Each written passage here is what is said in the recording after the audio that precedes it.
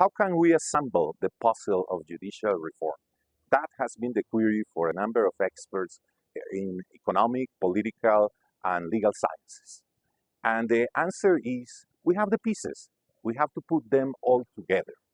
The political aspect is that of the stakeholders, the ones who can win or lose in the process, people internal to the judiciary or outside that institution.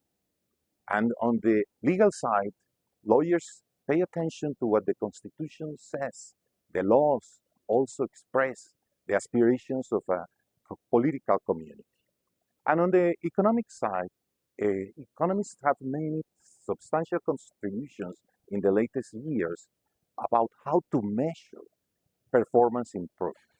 That has been quite a challenge for judicial institutions because they have to strengthen their independence, their credibility, but also their access and their responsiveness. And we have now key performance indicators that allow us to track such performance. So the combination of elements from these three sciences are very useful as part of an analytical framework to realize how we can design better reforms and how can we better implement the reforms so designed. And it is a call for all of us, lawyers, economists, and political scientists, to work together around a key piece of democratic governance.